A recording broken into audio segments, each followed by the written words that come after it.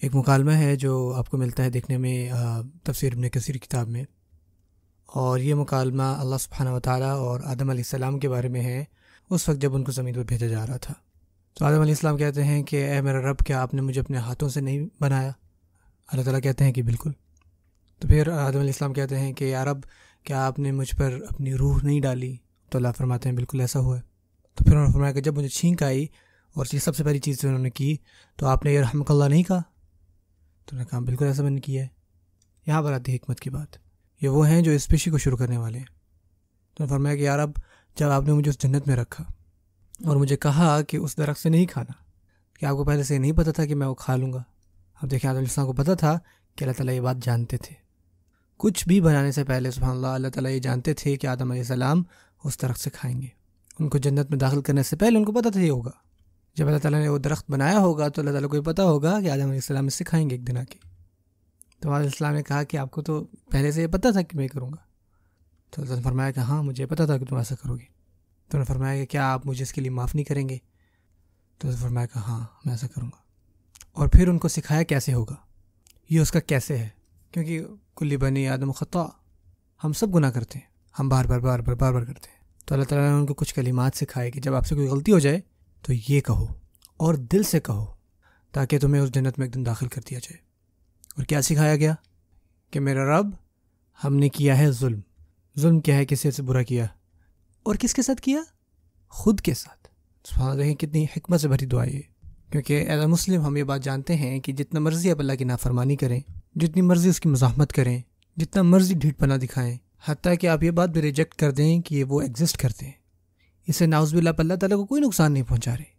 اللہ تعالیٰ کی بادشاہی میں ایک ذرہ برابر بھی فرق نہیں آ رہا، آپ صرف نقصان پہنچا رہے ہیں صرف اور صرف خود کو۔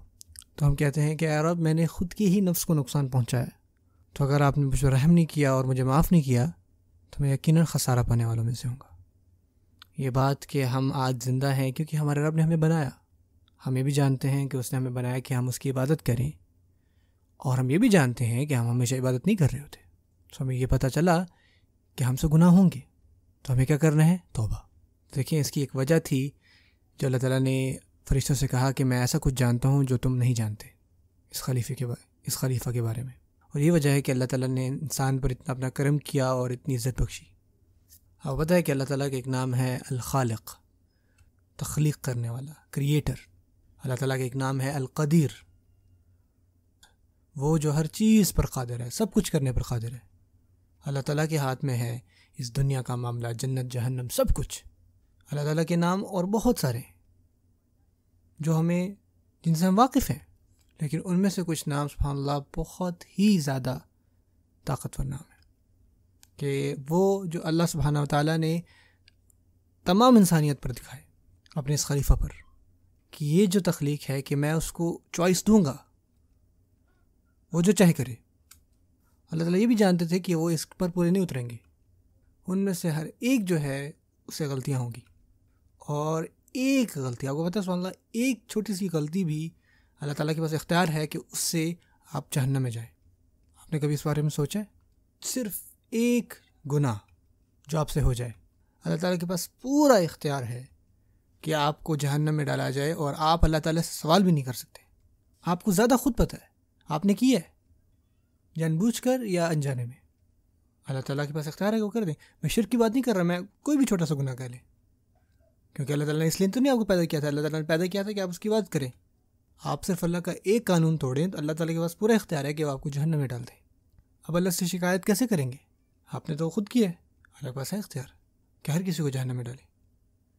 لیکن دیکھیں سبحان اللہ، اللہ تعالیٰ جو ہے وہ رحمت دکھاتے ہیں کہ وہ حلیم ہے، بہت زیادہ حلم، رحم کرنے والے ہیں۔ ان کو کھانا بھی دیں گے، پینا بھی دیں گے، اور وہی انسان جو ہے اللہ تعالیٰ کی نافرمانی بھی کر رہا ہے۔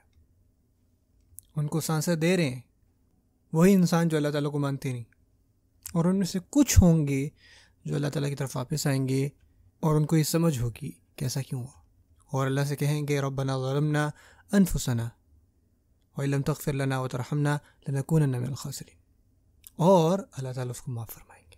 آپ بتائیں کہ اصل طاقت یہ وہاں سے نہیں آتی کہ آپ کے پاس استطاعت ہے کہ آپ کسی کو تکلیف پہنچائیں. یہ طاقت نہیں ہے، اس میں کوئی بھی طاقت نہیں ہے.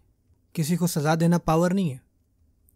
جب آپ کے پاس پورا رائٹ ہو، آپ کے پاس ایبیلٹیز ہیں، کیپیبلٹیز ہیں، یہ طاقت نہیں ہے. اصل طاقت وہ ہے کہ جب آپ کے پاس پورا اختیار ہو کہ آپ سزا دے سکتے ہیں، پورا حق ہے کہ آپ اس کو سزا دیں، لیکن پھر بھی آپ رحم اور کرم والا معاملہ کریں. یہ ہے اصل پاور.